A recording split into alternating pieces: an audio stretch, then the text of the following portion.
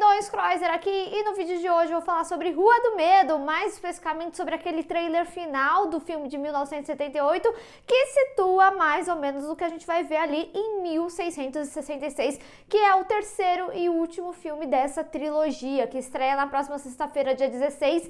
E esse vídeo, lógico, eu vou falar de todos os detalhes que são mostrados e também teorizar muito aqui com vocês. Obviamente esse vídeo vão ter spoilers sobre o filme de 78 e 94, então fiquem avisados e vamos especular muito. Mas antes, não esquece de se inscrever no canal e clicar no sininho para receber notificação para quando tiver um vídeo novo, que eu sempre trago as novidades dos filmes e das séries aqui para vocês o quanto antes, vocês sabem. Bom, no segundo filme a gente é situado no massacre de 78 e aqui nesse filme a gente tem um aprofundamento maior na lenda e a gente descobre que o corpo da bruxa precisa estar junto da sua mão. Eles descobrem onde está a mão e essa junção acontece no final do filme, quando a Dina fala para Cyberman que eles encontraram o corpo e que agora eles só precisavam da mão. Eles vão no shopping, pegam e a Dina vai até onde estava o corpo, ali na floresta onde tinha acontecido o acidente da Sam, e ela é transportada para 1666. Ela incorpora na perspectiva da bruxa nessa história. E o terceiro filme é situado em 1666, então bem provavelmente a gente vai ver como tudo começou,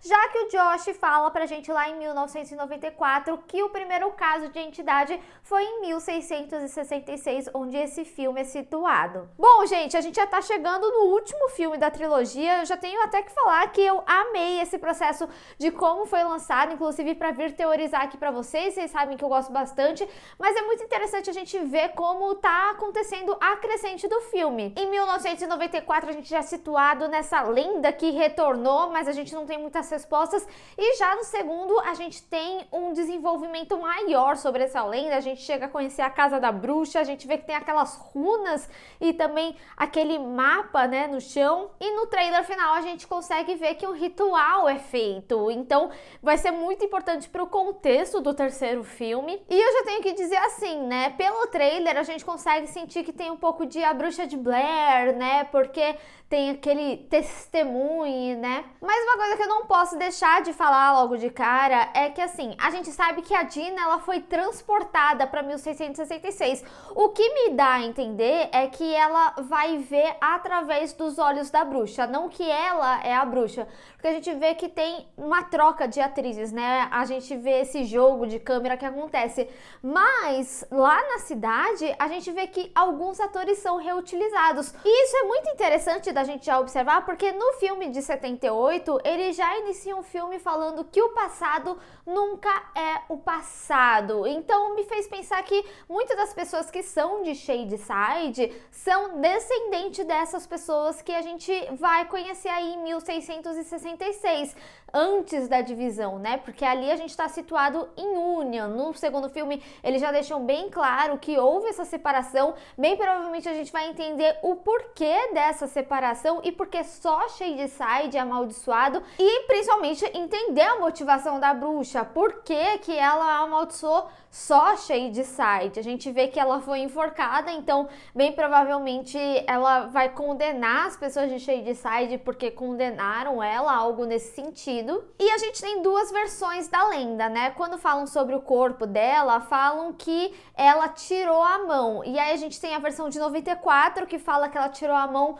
para comandar a cidade, e na versão de 78 fala que ela tirou a mão para ela viver para sempre. E aqui a gente vai ver realmente o que vai acontecer, por que ela tirou a mão e principalmente porque a junção do corpo teoricamente terminaria com essa lenda, ou até mesmo, né, é interessante porque quando as pessoas chegavam perto da mão, o sangue escorria, né? Tinha até uma parte da musiquinha que falava isso. E quando tem o corpo e a mão juntos, é quando a Dina é transportada. A Dina é a primeira experiência que a gente vai ver que realmente vai contar essa história pra gente. Será que a gente vai ver a verdadeira maldição? E será que a Dina vai se tornar a bruxa de 1994? E talvez essa forma da transição não vai ser só porque ela vai ver toda a história e contar pra gente, mas sim porque ela vai ser a nova bruxa. E é interessante todo esse contexto dos antepassados, porque o Nick, em 1994,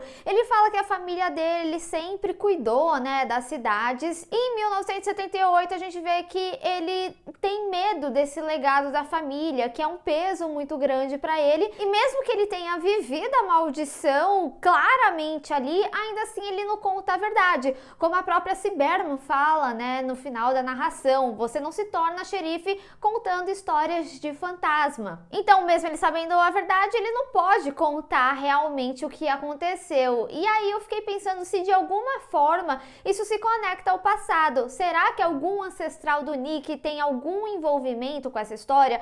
Porque nesse trailer a gente vê um cara que tem um cabelo preto, com um rabo de cavalo, e ele tá bem parecido com o que eu venho falando ao longo dos vídeos, que as entidades elas têm moscas, né, e recebem o chamado. E no filme de 1994, o Josh, quando ele tá contando a história das entidades, ele fala que a primeira entidade aconteceu em 1666. Então eu fiquei pensando se talvez algum ancestral do Nick foi a primeira entidade, e justamente por isso ele tem um medo, né? Ele não consegue assumir a verdade, seja algo muito pesado para ele, até porque ele também sofreu em 78, né? Ele levou ali uma machadada do Tommy. E a gente não pode esquecer que aqui no filme a gente vê muito como os Shadesiders, né? Eles têm um contexto pesado. E a própria Cindy, por exemplo, ela quer fugir dessa realidade. Então ela vive muito como uma pessoa de Sunnyvale. E se o Nick, sendo uma pessoa de Sunnyvale, como a gente vê em 78,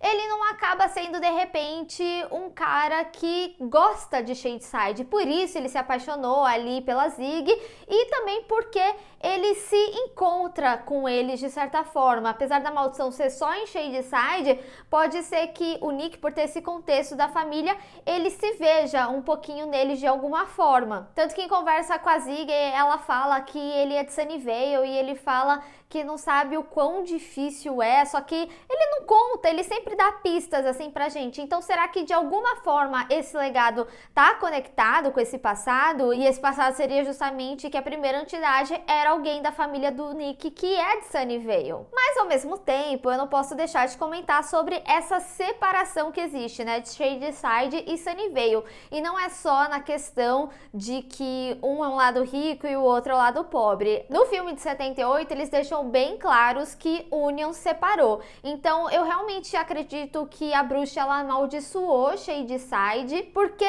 quando a gente acompanha as mortes dos filmes, só o pessoal de Shadeside que morre. O Tommy, a gente viu no filme de 78 que ele só matou pessoas de Shadeside, e tem dois momentos que a gente vê que ele tá em ambientes que tem pessoas de Sunnyvale, como é o caso ali do banheiro, em que ele mata o monitor, só que a Sheila tá ali caída e ele nem vai pra cima dela, e também no momento em que ele acaba acertando o Nick, mas ele tá atrás da Zig. Então a gente vê que realmente só Shadesiders morrem, e é interessante porque as pessoas que se tornam entidades são pessoas do bem. Então, por exemplo, o próprio Ryan, apesar das esquisitices dele lá com a mulher inflável, ele parecia ser uma pessoa gente boa. O próprio Tommy falava que ele era o cara perfeito. E se a gente reparar, essas pessoas elas têm perspectivas. Então, como a própria enfermeira Lane explica, a filha dela tinha sonhos e ela se transformou do nada. O sonho dela era cantar, e a gente vê que isso continua, né, na entidade dela. Inclusive é até uma entidade melancólica e triste, porque a gente vê que ela canta mesmo depois da morte, porque esse era o sonho dela. E o Tommy, ele deu uma perspectiva para alguém de Shadeside, porque a Cindy, ela vivia como uma Sunnyvale, porque ela tinha esse namorado perfeito, e ela tentava esquecer o background do passado, da história da família dela. E a Sam, inclusive, ela foi uma pessoa que saiu de Shadeside e foi para Sunnyvale. Então, talvez seja uma forma de fazer com que realmente exista essa divisão das cidades. Ninguém entra nem sai, então você não sai de Shadeside, ou você não sai de Sunnyvale e vai para Shadeside. E isso, mais uma vez, confirma, né, o que tem se falado nos filmes, que a Sarah Fier, ela amaldiçoou Shadeside. Outro fato curioso também é que sempre 8 pessoas morrem, né? Quando o Josh tá contando a história da Ruby Lane, ele fala que ela matou 7 pessoas. pessoas. E no filme de 78, a gente descobre que ela também tirou a própria vida. Então seriam 8 vidas aí. Já o Tommy, sim, eu assisti o segundo filme contando as mortes, ele acaba matando 8 pessoas. Ele também morre, mas ele morre num acidente ali com as pedras. Então ele não tirou a própria vida, não conta como a vida tirada dele. Isso é interessante, principalmente porque a gente já sabe que tudo acontece em ciclos, né? A gente tem a história da Ruby Lane em 65, tem a história do Tommy ali no acampamento e em 94 um massacre no shopping. O que me faz pensar que bem possivelmente a Sam tem alguma chance de ainda estar viva, porque eu tinha comentado no meu vídeo, né, do que aconteceria em 78, que bem provavelmente ela morreu, porque a gente vê que ela tem as mosquinhas ali, ela ouve o chamado também, ela se torna uma entidade, mas a gente não viu ela morrendo em nenhum momento. A gente sabe que ela esfaqueou a Dina, mas a Dina não fez nada com ela só amarrou ela. E aí eu fico pensando, se a Dina de fato se tornar a nova bruxa, a nova Sarah Fier de 1994, porque a própria Cyberman fala, né, que não tem como acabar com a lenda. É bem capaz dessa ser a única forma, inclusive, dela conseguir salvar a Sam. Porque lá no meu primeiro vídeo de teoria, eu tinha até comentado que bem provavelmente a Sam, ela estava possuída pela bruxa,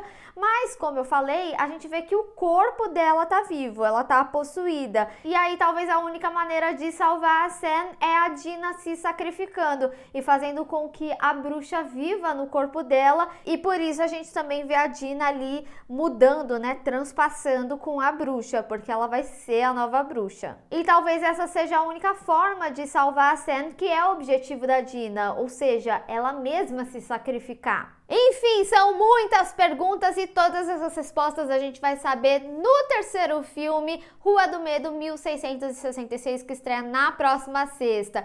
Mas eu quero saber de vocês, teve mais alguma coisa do trailer que vocês observaram e eu não falei aqui? E também tem algo que vocês viram que complementa o que eu acabei de falar nesse vídeo? E se vocês têm as suas próprias teorias de algo que eu não falei ainda, vamos discutir. Bem, pessoal, espero que vocês tenham gostado desse vídeo, não esqueça de deixar o seu gostei e compartilhar nas redes sociais, inclusive me segue lá, se inscreve no canal e clica no sininho para receber notificação para quando tiver um vídeo novo. Te vejo no próximo. Tchau!